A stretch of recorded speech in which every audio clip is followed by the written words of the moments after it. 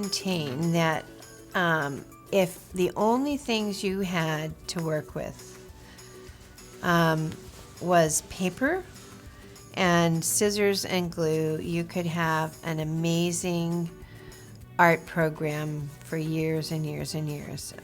The sad reality is, in fact, that as many of you know, many schools, that's basically all they have: paper, scissors, and glue. And yeah, so one of my absolute favorite writers is Hans Christian Andersen.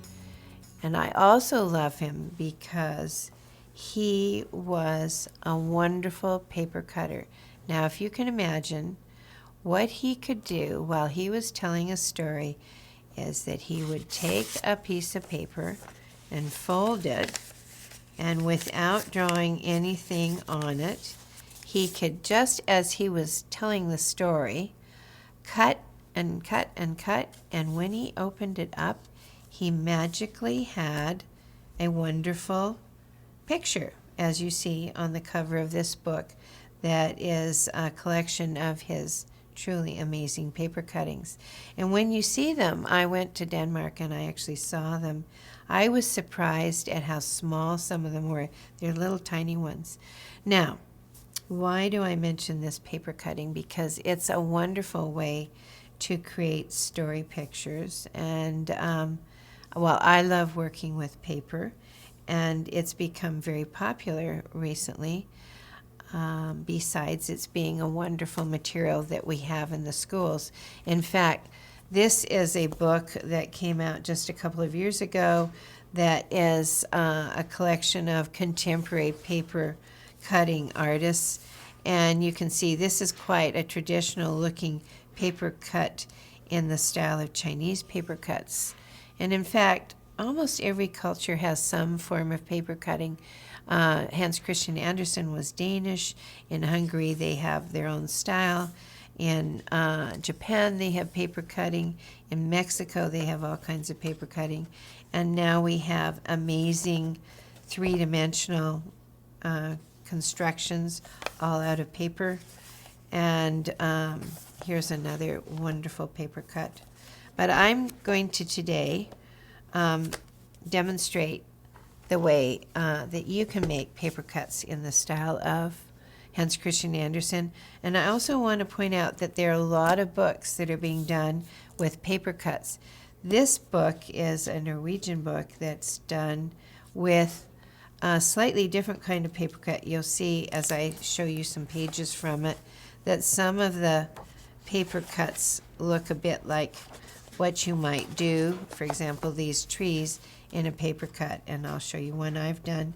But the other thing that this book does, and I think it's a wonderful example for children to emulate, is that the illustrator has done some drawings and then cut them out and made a collage of a combination of cut drawings and cut paper shapes in that fashion. So now, I'm not as clever as Hans Christian Andersen, so when I do paper cuts, sometimes I cheat a little, and that's okay.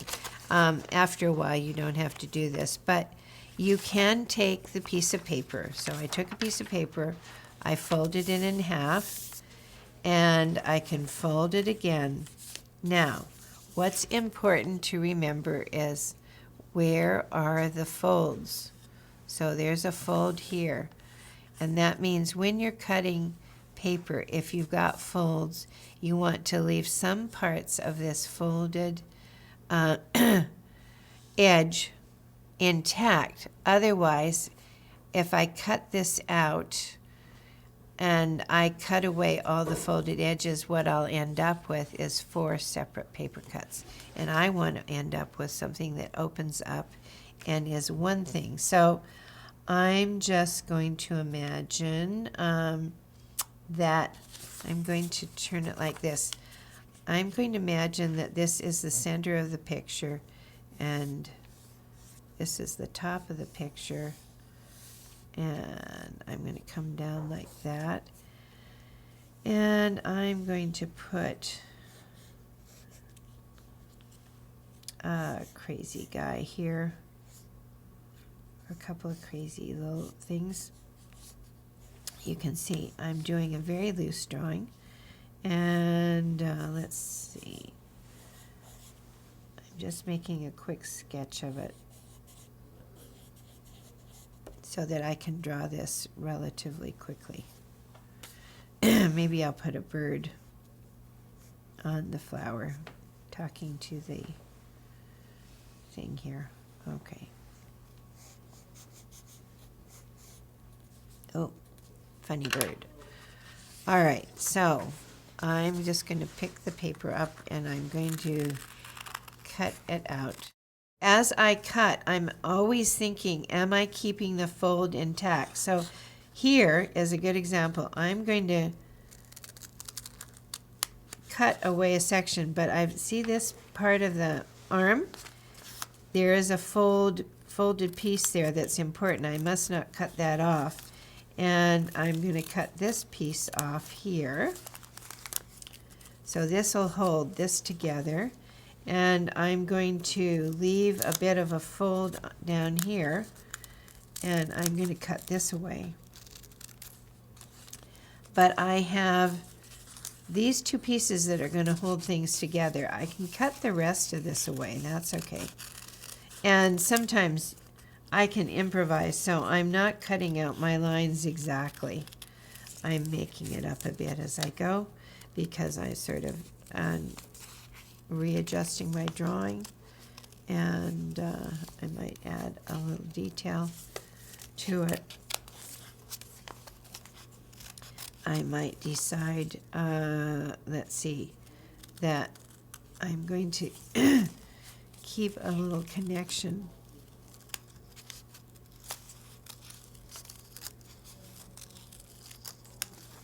And I'm going to cut, I can cut that away. I can even do a few little tricky things like go in here and cut out a little heart in the top. And I could do that over here as long as I leave those pieces together. And then I can cut.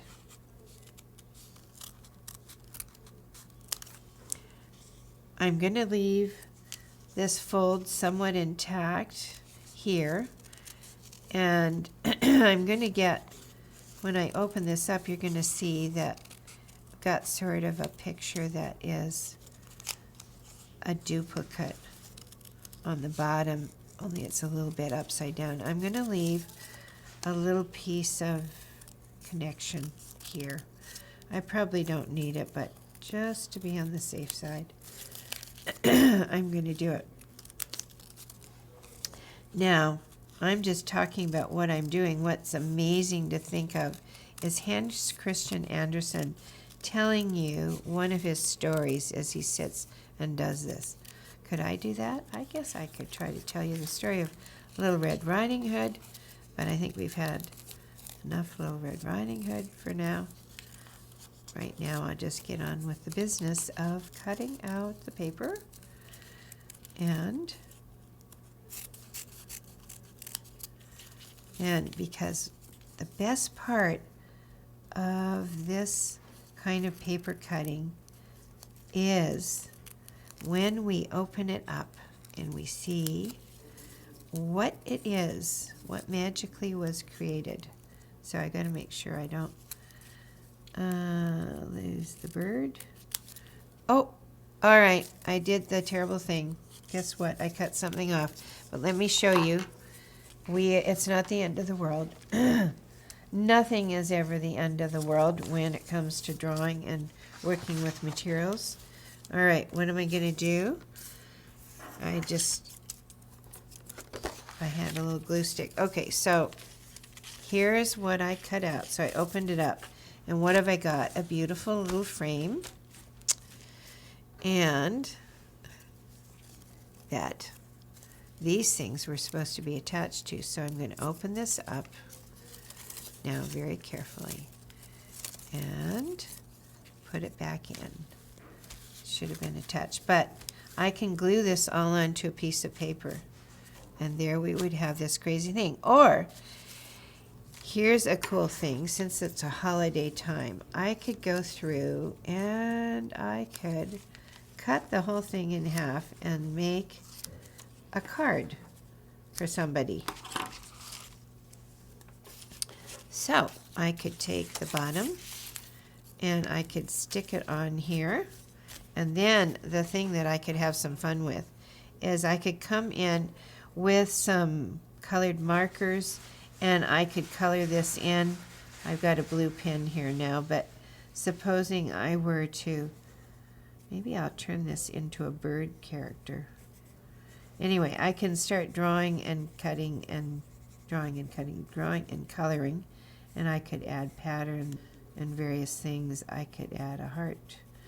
I could add polka dots. I could do all kinds of things to add to this. I could write I love you as part of the card and glue it all in place. So, the wonderful world. And here I have another piece, and I could color this and draw it in a completely different way, put it on a different piece of paper, so it would completely change the look of it if I took a piece of lovely lavender. And then supposing I added a little bit of drawing to that, might all go back together. There we go. And there you have the magic of cutting. Now I do have hidden away, I did have hidden away, all right, one piece that I made earlier that did not fall apart. And where is it? Okay, here's one.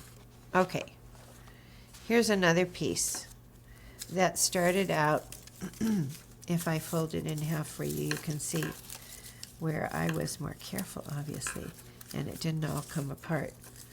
So, there we go. So this was my tall, skinny piece that I cut out. And you can see I was more careful. I left pieces that would hold together, and then I open it up, flip it over, and then I have a nice big picture. Voila. Bless you, Hans Christian Andersen, for teaching us all how much fun we can have with pictures and paper.